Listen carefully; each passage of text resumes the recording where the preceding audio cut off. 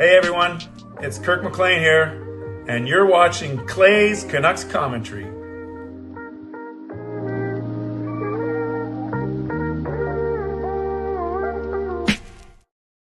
Hey Canucks fans, and welcome to Clay's Canucks Commentary Live, presented to you by Van City Experts Real Estate. I am your host, Clay Emo Canuck Clay, and this is my Canucks take, all in one take for Tuesday night, May the 14th. If you're new, here's what you should do. Hit the subscribe button now for daily Canucks insight that's positive, timely, and trustworthy. Canucks lose 3-2 to the Edmonton Oilers in Game 4. The Canucks and the Oilers are now tied 2-game apiece going into a pivotal Game 5. Every game is pivotal in the Stanley Cup Finals, but Game 5 is extremely pivotal considering the teams are tied 2 apiece. This was an aggravating game, an exciting game at times. It was just tough given how the Canucks lost it. I'll get into all of it in a second. I want to, let's start off properly. Moderators, do what you need to do to keep this a safe and respectful place. Members, that's legends, Hall of Fame and franchise members, thank you for your support as always. And to everyone else, no matter where you're watching from, whether you're in my beautiful neighborhood of Steveston, in Richmond, in the city, Lower Mainland, province, country, continent, or around the world, thank you for being here, especially you, Clue96, breaking into a new account because Wolf Girl doesn't work anymore. Thank you for being here. You know that I know that you could be doing anything else, watching anyone else, getting ready for work, school, or better, all three. But the fact that you are here with me, know how much I always appreciate you, and I never, ever take you for granted. Thank you for making me your late night choice when it comes to Canucks content, live Canucks content. That's how you get involved tonight, my friends. You can subscribe so you get active in the chat section and get notified of my videos every single day. You can like the video. There are 45 people watching on YouTube already, another 45 watching on X. That number should go up, but only 6 likes. And I know we don't like the fact the Canucks lost, but like the fact that we are still here together talking about this game, talking about this team that we love so dearly. You can leave a donation. Will you be the first to get the donation train out of the station? Will you be, you can give to membership and grant someone franchise membership for a month. You can buy your own membership. You can upgrade your own membership. You can use your monthly membership message, your triple M, and I'll make sure I highlight that. And if you're listening on a podcast platform, make sure you rate and review. I went to the watch party tonight. I bought tickets in the Champions Club, which is right above section 101 and 122 on the far end of the rink. Great seats. And our entire family went. So me, Gail, Sean's girlfriend, Francesca, Jacob, and Kayla. So we had 6 seats, had great view. And I want to give a shout out right away to Tom and the crew that were sitting in front of me, then Fraser and his crew that were sitting behind me. Got to meet some other great people today, say hello, people that recognize me from the channel. And let's just say that we spilled stuff in front on the people in front of us. The people behind us spilled stuff onto Kayla. So it was all good. It was all love. Everyone was buying everyone drinks. Everyone was in a good mood, despite what we were watching on the ice. And what we were watching on the ice was pretty atrocious for the first 2 periods and even the first bit of the third period. And it's crazy, you guys, because I obviously our family was very disappointed, especially after the Canucks worked so hard to tie it up and then to give up the lead just a minute later and not even get to overtime. So that was a huge range of emotions, especially after Besser. Now it's credit to Dakota Joshua. That was such a smart play, how Besser sent it to the front of the net where they had a lot of traffic. That was such a good play. And I think you could agree with me. You know, the Oilers were the much better team in the first and second period.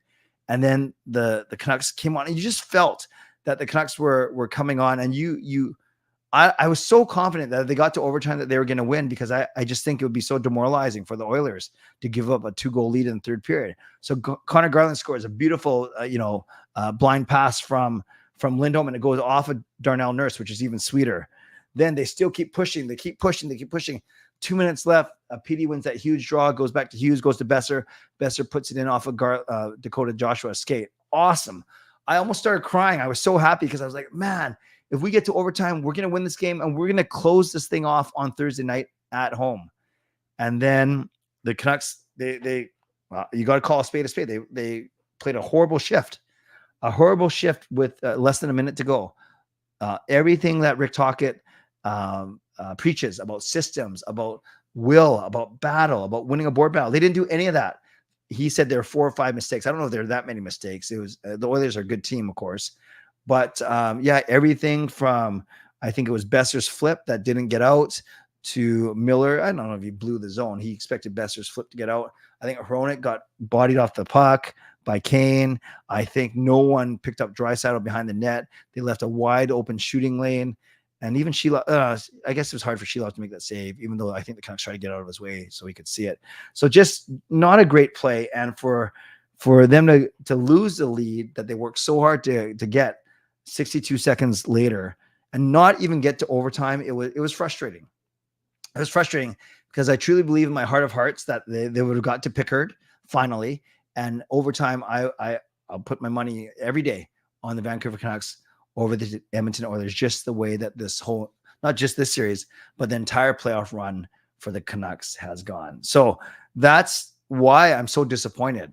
And I put it in my chat. I just can't, I try and have some good perspective here, but I asked you, are you half glass full, half glass empty? And a half glass full means we played poorly, but we still could have won. We were a minute away from getting it to overtime, and then all bets are off. So 68% of you are saying that, yeah, that's you. You're half glass full. We played poorly, but still could have won. But another 31% of you say, no, we played poorly, and the Oilers now have momentum in the series. I don't believe, I'm not a big believer in momentum from game to game. Especially in a playoff series where the two teams are so closely contested. I say that because the Oilers won, but I have to kind of check myself, make sure that I'm honest. Would I be saying that if the Canucks had won, would I be saying, oh, they had that amazing comeback, now they're coming back home up 3-1, and they have all the momentum? Quite honestly, I probably would say that.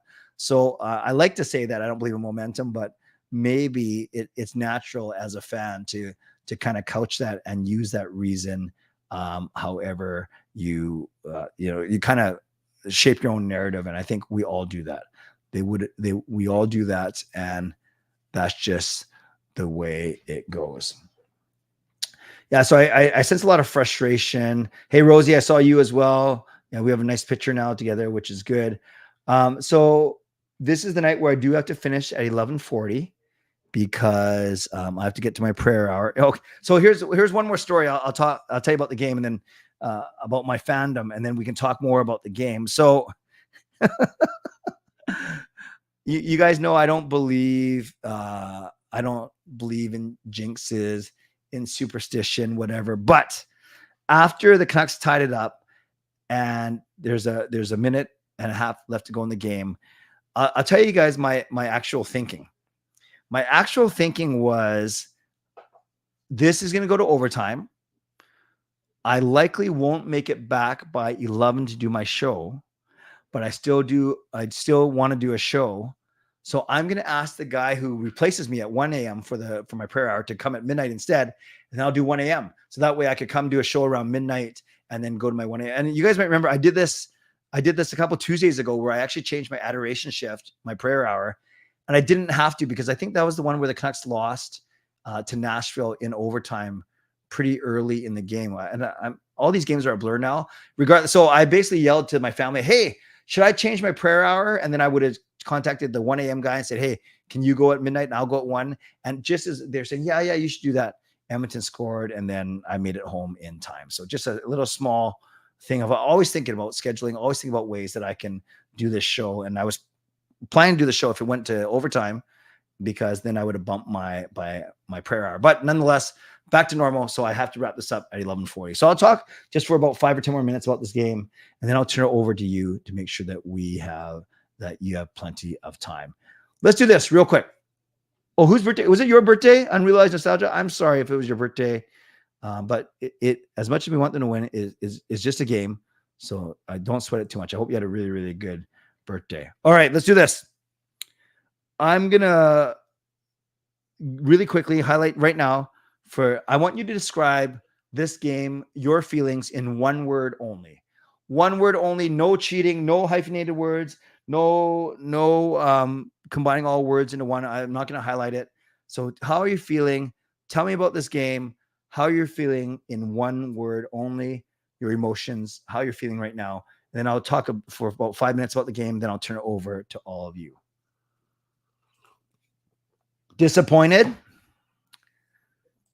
anticlimactic, CV, that's 2 words. You got to pick one.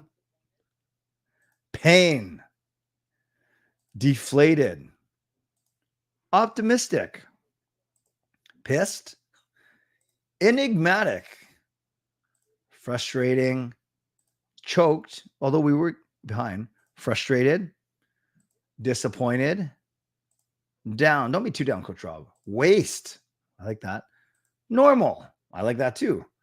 Exhilarating. I'm not sure which part was exhilarating for you, Tyler. Bummed.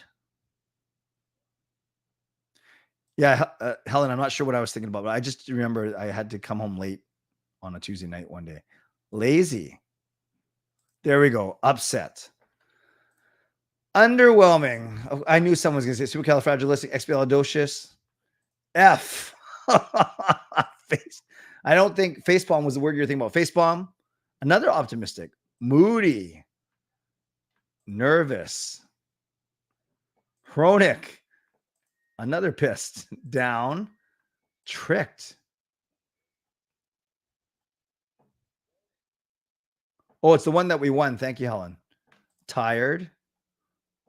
Scammed. Why do you feel scammed out of money, Polite Junior, or were you oh, by the way, I recognize you from Trev's stream. Welcome. Conflicted. Spiteful. Okay, I better stop before you guys start get way too mad and get me banned on here. Obviously, the 4-minute power play, that was such a key. The fact that we didn't do anything and it was served up to us on a tee. So Leon Draisaitl's goal was nice. You know what I love about the Edmonton power play? They get the zone, or often they, you know what they do is I noticed they win the face off and then they just always attacking. They're always moving forward. Have you noticed that? They are always pressuring, and any penalty killer is kind of on their heels or on their skates to be accurate. And you saw that in that goal. They give it to McDavid. He curls into the middle. Then Joshua hesitates. Cole has to come in. PD has to come in. And then, so there's like 3 guys looking at McDavid. Shilov's again looking to his right. And then McDavid dumps it to the left to Draisaitl. And then Shilov's gets it, actually doesn't get his glove on it. It goes off of his chest into the net. So it's 1-0 Edmonton. And you know that Edmonton's going to score on the power play. So, but then later, actually, Darnell Nurse took a penalty before that goal, and the Canucks didn't do anything on that power play. And then they were given a gift of a 4-minute double minor. Evander Kane going to town on Tyler Myers' face, which sucks, but we get a 4-minute power play and we do absolutely nothing with it. And I think sadly that was kind of a good indication, a perfect representation of how the Canucks played with absolutely no urgency in the first and second period. And Carol, I'll get to your donation. I mean, your membership gift in a second. Thank you, Carol. And I can't understand why the Canucks didn't play with any urgency. Now, I get it. Sometimes you can't just simply exert your will over the other team. I get that. The Edmonton Oilers are a good team, just as good as the Canucks, and they are trying hard out there too. So it's not just like, you can't just say, whatever the Canucks want to do, they're going to do. So I get that part.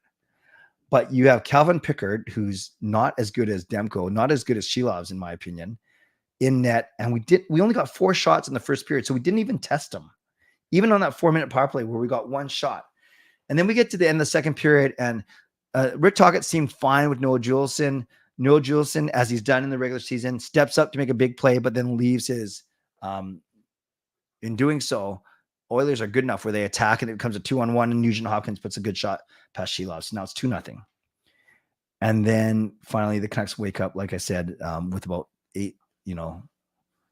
13 minutes to go, 14 minutes to go, and they make that late push. And it was, I almost cried, not when they lost. I almost cried, like I said, after Besser, now Joshua's goal went in, because I was thinking the Canucks are going to win this game. They're going to win an OT, and then we're going to see a closeout game on Thursday, and it's going to be absolutely amazing. So now, instead, Thursday's game becomes a tiebreaker. It is game 5 of a 2-2 series as opposed to a 3-1 series.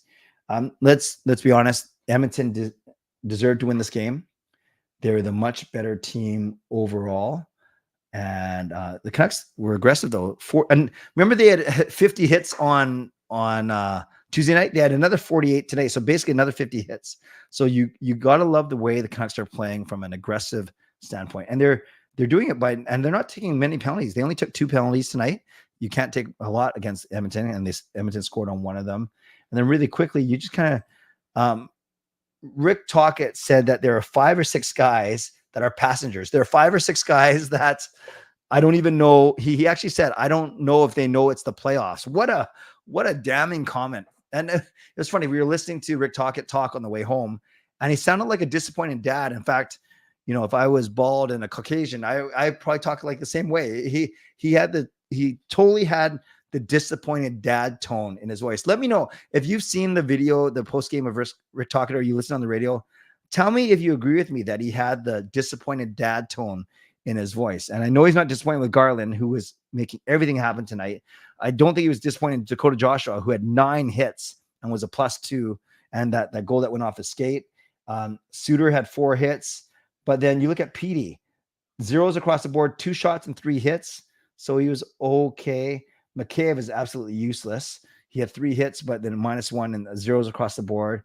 And I think it's time to put the Linus Karlsson experiment to bed after 2 games. Sam Lafferty, and also only 7 minutes, 0s across the board with 2 hits. So, and I would say that Philip Hronek is being almost invisible as well.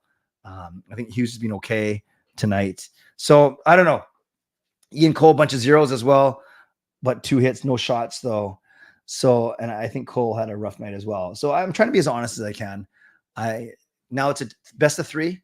And I think any Canucks fan would take that. 2 of the next 3 are at home. So in theory, it's back to home ice advantage for the Vancouver Canucks. Let's acknowledge this wonderful generosity by legendary Carol Bovenlander. Oh, that's loud. Forgot to turn it down. Sorry. Legendary Carol Bovenlander gifts a membership. Thank you, Carol. Oh, and I have it on repeat still. Just listen to it again.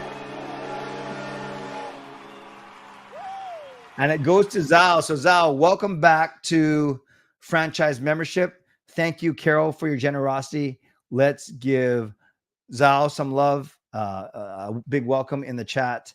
And let's give Carol some love for her generosity as well. Beastly with the donation. Let's highlight this first.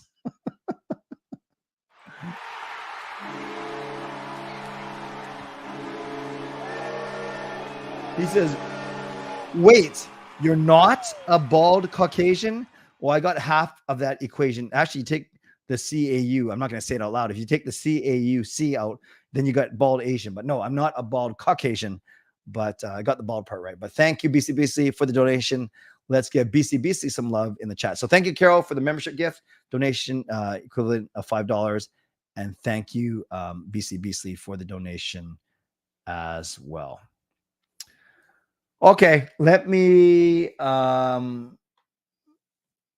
talk about, let me do my Mitchell sponsor read, and then I'll make sure that I have a good full 20 minutes for all of you so I can answer your questions. Shout out to my primary sponsor, Van City Experts Real Estate. Contact Jason Lim and his team for all of your real estate needs. Shout out to my secondary sponsor, Coach Patrick Liu, weight loss coach. You can go to the link coachpatrickliu.com/clay, and you can get a free I got to get this right. It's a free 5-day. Is it nutrition or weight loss challenge? I should know this, you guys. Remember, I'm going back to Patrick. I just heard a big bang upstairs. I hope everything's okay. It sounds like someone fell off their bed. Yes. So Coach Patrick is offering a free 5-day workout challenge. Use the link that's going across the bottom of your screen right now, coachpatrickliu.com/clay. Thank you to Gassy Giant Art, maker of the fine artwork, and thank you to Vessi Footwear. Use the link tinyurl.com/VessiClay and receive a free pair of socks off your next purchase of Vessi shoes. Also, a mid-show reminder, you can subscribe so you get active in the chat section, get notified of my videos.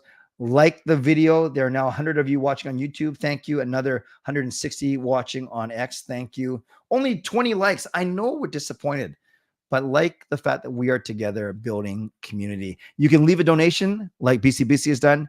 You can gift a membership like Carol has done. You can buy your own membership, upgrade your own membership, use your M, your monthly membership message.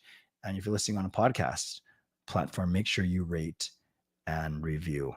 Don't forget my shows this week are still Wednesday, tomorrow at 11 p.m. and then Thursday at 11 p.m. Hopefully we're talking about a Game 5 victory on Thursday. All right, friends, I got 20 minutes, going to be a strict 20 minutes. And because of the number of people in here, I'm going to go questions only. Also, if you leave a donation or use your monthly membership message, I will highlight those as well. Fangirl, what lineup changes would you make for Thursday? I bring Hoglander back in for sure. Susie comes back in for Juleson or Cole, either one. So I think those were the two changes you'll see for sure. Susie, that's an automatic. And I think you bring Hoglander back in. I agree, Shannon. The Canucks didn't wake up at all until it was too late. Do you think so far in this series our best players have been our best players? I think Besser has been good. I think Miller and Hughes have been okay. I think Lindholm and Garland and Joshua have been our best line. And I think that Shilovs has been awesome. So would you consider Shilovs, Lindholm, Garland, and Joshua technically our best players? No. But I think Besser has been good. And I think Miller and Hughes have been okay. And I think PD has been bad. No, you don't. I just said PD has been bad, but I don't think you bench him. Yeah. I know we're not happy with his play, but he's still he won that draw today to set up the game tying goal. So he's still doing some things right, but we need him to do more. I'm not going to sit here and make excuses for him. We need more from EP40, but I don't think that you bench him. I also don't think that you start DeSmith. I think Shilovs has been fine. You can't change just because he loses a game. He's been fine. Yep. I said Canucks in 7 from the start, and I should not waver from it. I do think we can win. Should Ian Cole be benched? Would you say Juleson's error was less egregious? There's that word again. Than Cole's mistakes throughout the series? If so, then yeah, you could bench Cole, and you could go Hughes, Hronek, Susie Myers, Zadorov, Juleson. You could do that. Yeah, if we sit Cole, then you play Juleson, obviously Zal. Not obviously, I think. Do you think the Canucks should set up more behind the net to pass the defenseman to shoot? Yeah, it's the way that the Oilers get a lot of their goals from defensemen. It's one thing to set up behind the net. Do you have enough skill players to have the vision, the patience to be able to find guys out in the slot?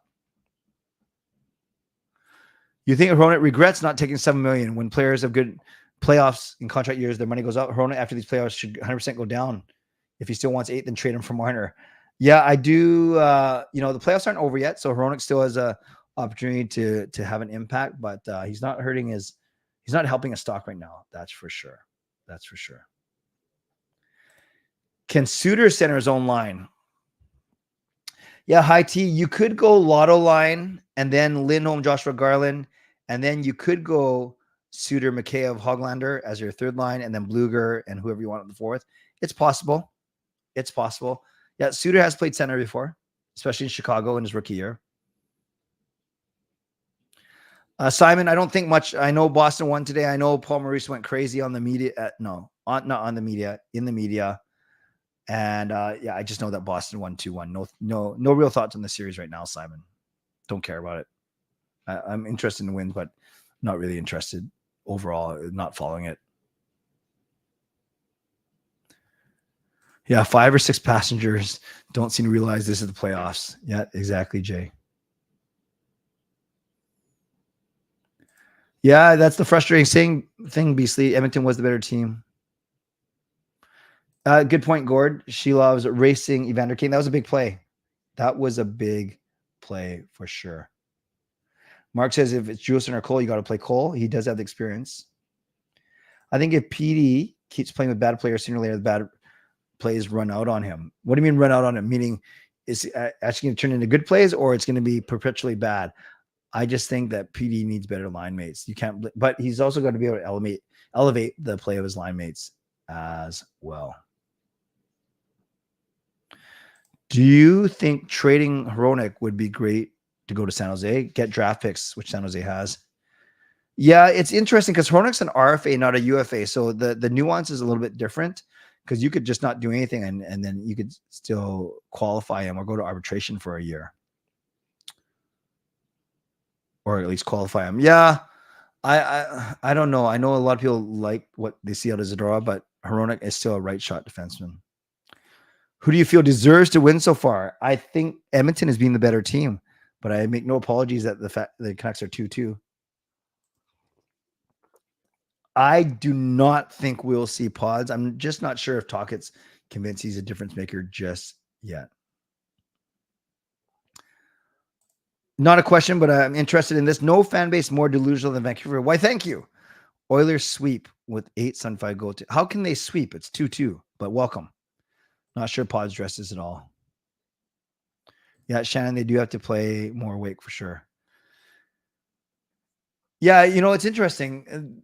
Before the series, people were saying maybe the earliest Demko will come back is game 5. Well, guess what? It's game 5. I'm not sure if he's still on track because I don't think he's been practicing with the team fully. So I don't think Demko's going to be ready for Thursday. If he is, and he's 100%, I put him in. I still put Demko in over Shelovs. As hot as Shelovs has been, you say thank you, Archer Shelovs, for being great. But now we got our stud back. But I just don't think Demko is going to be 100% ready for Thursday. No, you go 11-7, but you never go 13-5. Do you think Canucks giving up those last minute goals in second, third periods will shift the series? Yeah, Darren, I mentioned this off the top. I kind of don't believe in momentum. And maybe I'm just saying that. All right, Nugent Hopkins' goal is exactly why Cole will always play over Juleson. Cole has playoff experience. Yeah, but I hear you, but talk it like Juleson's game. No, Hronek will not become a winger. Who do you think the passengers are that talk? Petey, Lafferty, Hronek. I think those are 3 off the top of my head. Mikheyev, maybe. Mikheyev is noticeable because he's so bad. Prior to next season, how many more NHL coaches? I don't know. Do you fire a coach who gets their team to the second round? I don't know. Maybe that's it. Maybe that's it. Yeah, it's tough to say. I don't think it was a high stick. Play Hoggy 4th line with Amon and Lafferty. Play Pods with Petey. So go Petey, Pods, and Mikheyev, the 2 Russians. Keep Zadorov, yes. UFA, BCBC, the U means unrestricted. So anyone can sign the player. RFA means restricted. That basically means they haven't played 7 years yet. That's the easy way to think of it. That means the team that has the rights, has the player, has first dibs on him. I think it's exciting that Carolina is coming back. I want them to win. Undefeated with Clay Stream Man, Clay Dress Man, Clay Dance Man, Clay Arena Man, Clay Lost Voice Man, Clay Bastards Man, Heroic Holiday Man, Leon, Baby Man, U2 Man, JT, Miller Man, PS Shooter Man, Hughes Hitman, Citizens Choke Man, Triple Emo Man, Myers Testa Man, Dakota Hype Man, Neil's Fight Man, Cole Clutch Man, Cole Sloppy Man, Cole Goloff Jersey Man, Sheloff Sweatshirt Man, Tucker Pool Man, Tom Green Man, and defeated with Hronek Penalty Shot Man, Ben Dover Man, Anita Poop Man, Toggett Doesn't Challenge Man, Cole Goloff Stick Man, and Noah Knock Man. I always look for the new one in there. It's got to be Noah Knock Man. Yeah, this is the first time they actually got a goal from not a defenseman or not one of their top line. I agree that I don't think Lekaramaki or definitely DPD won't, but I don't think either of them will. You don't bring them in the playoffs. They're good, but they're not that good. Yeah, exactly. It's not a sweep. Demko is practicing doing lateral drills, but not with the same intensity as a fully healthy Demko practice. Thank you for that. I appreciate that. Even if they get past the Oilers, do they have a chance against? I do. I actually think they have a better chance against the Stars than the Avalanche if both teams are playing to their potential. But Dallas is obviously schooling Colorado right now. Yeah, I think they have a chance. They beat Dallas in the regular season. Okay, just going to go back to questions just so I can catch up. When is enough for PD? We need him to step up for 3 months, especially in his best of 3 now. Otherwise, that contract, yes. A lot of people are worried about the contract, which technically hasn't even kicked in yet. That doesn't mean he shouldn't play well. Yet Ted says PD needs better wingers, which I agree with. Yeah, that diving pull check on Kane was good. Do you think playoff performances will set the tone for future Canucks offseason? Absolutely, Darren. The playoffs is where you make your money, where you earn your money, for sure. For sure. JGP also says PD needs more skilled wingers. Yelling at the TV during the 4-minute power play. I agree. Yes, Derek, they tried that in the regular season, but not in the postseason so far. Yeah, I think if Demko's healthy, you play him. Great point, Mark. The Avs are hurt, and now Stars are hurt now too.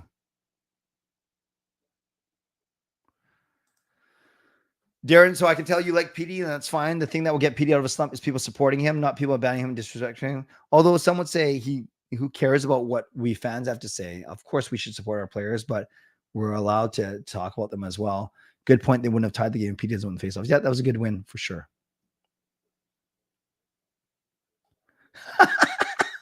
This should be on a billboard. You can suck all season, but if you bring it in the playoffs, I want you. I love it. I love it, Mark. I love it. I have not been following the World Junior Championships. What the World Junior? No, it's not the World Juniors. It's something else, right? It's not called the World Juniors. World Juniors at Christmas time.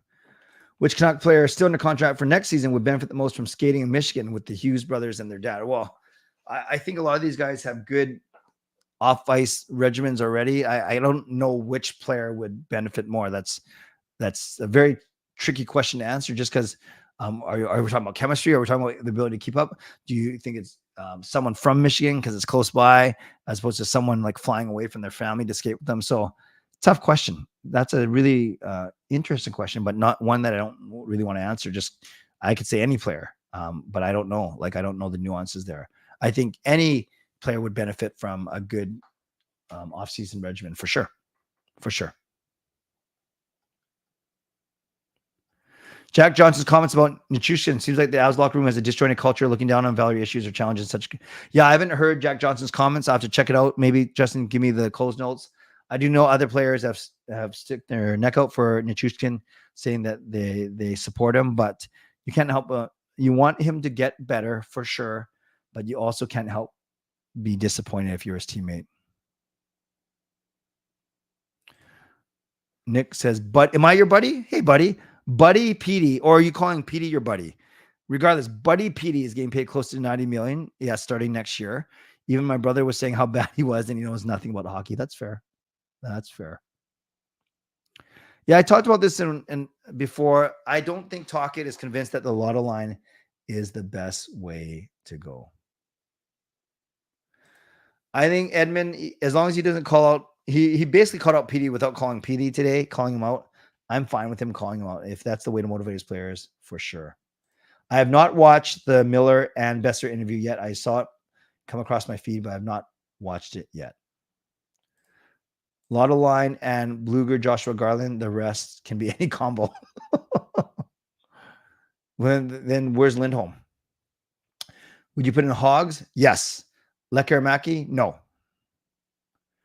Biggest offseason need I think we're seeing is so if we're not talking about like current players getting better,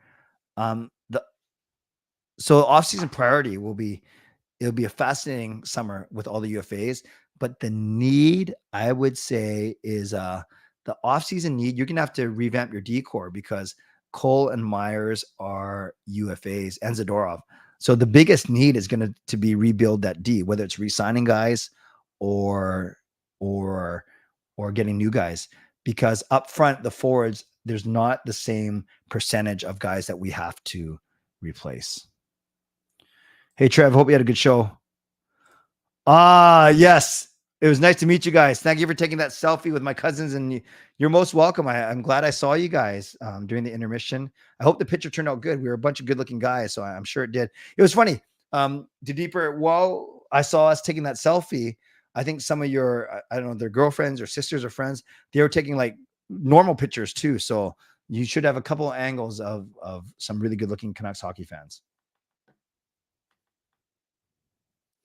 Jets fans are angry with Val as they suspect his drug habit was in play when they played against each other. Yeah, but I don't know. Like maybe because I'm not invested in that series, I feel more for Nichushkin from a standpoint. I just hope he gets better as opposed to mad that, you know, he was on drugs when he was playing against you. I don't know what difference that make. In theory, shouldn't it make you worse? I'd say the best player outside of Shilov's this series has been Lindholm so far. Great seeing you too. PD has to be better. Yeah, 8 million is too much for Hronik. Lindy with Amon and Hogs. Okay, so you got Lotto line, you got Bluger with Joshua Garland, you got Lindy with Amon and Hogs, and that leaves, I guess, Suter to play on the fourth line with, well, you got to give him a center, so, or he maybe plays in the middle. I don't know. Do you think the Canucks were gun shy to be extra physical because of the scrutiny? No, Erwin, because they still had 48 hits. It certainly didn't feel like they had 48 hits tonight compared to Tuesday, but they did. They had 50 on Tuesday. They had 48 today, basically the same. Sit out Lafferty, McKay, bring in Pods and Hoggy. Okay, there's an idea. Plays Zadorov as a forward.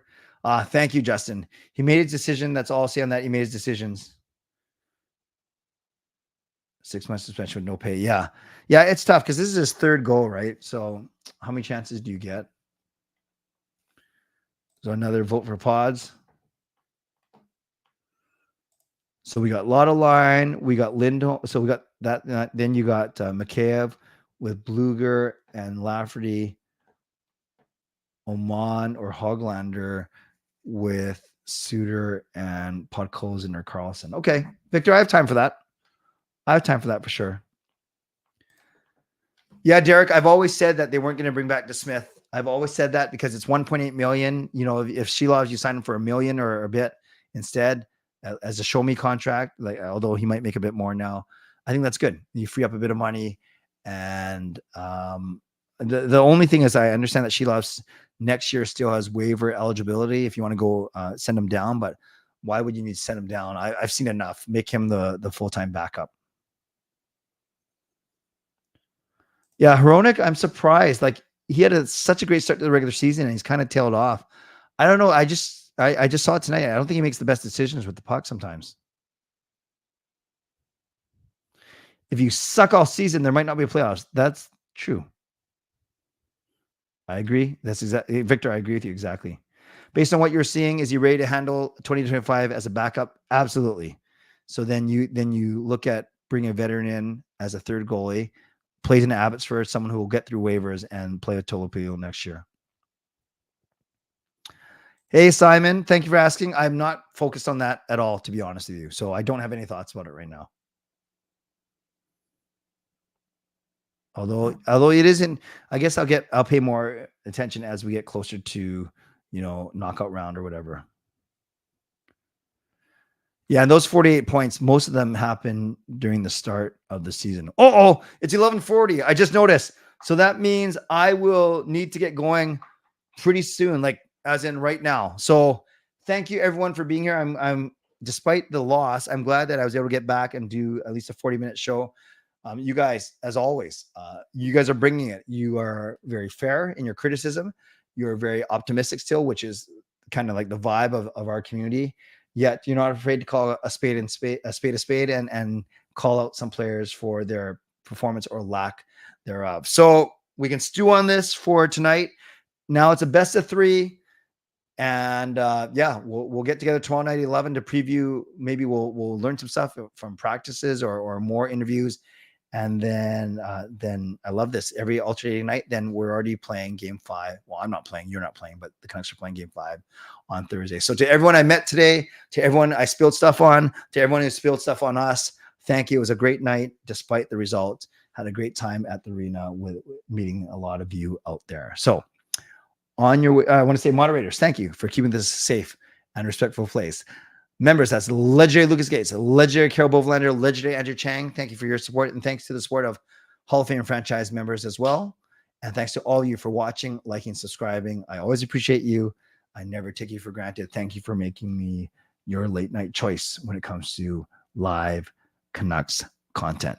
Thanks to my sponsors, Advanced Experts Real Estate and Coach Patrick Liu, weight loss coach. Still got to get used to saying that. Thank you to Carol for gifting the membership. Thank you to Beastly for the donation tonight. Appreciate both of you very much and for going above and beyond. And thanks to all of you once again. On your way out, you can do all these things. Subscribe, like the video, leave a donation, gift a membership, buy your own membership, upgrade your own membership, use your Triple M, or if you're listening on podcast platform, make sure you rate and review. And I got to get going because it's my prayer hour. I'll never pray for the Canucks to win the series. I will pray that God's will be done, and I'll not complain if God's will somehow is that the Canucks win this series. So once again, thanks for being with me. We'll see you tomorrow night right here at 11 p.m. for another late night CCC gathering. You guys are awesome. Keep your head up. Still tied. Still have home ice advantage. Still outplaying expectations. And think about it this way. We have not had a really good game in the series. Can you imagine if we saved up our 2 really good games for game 5 and game 6 and we win? We will see what happens. All right.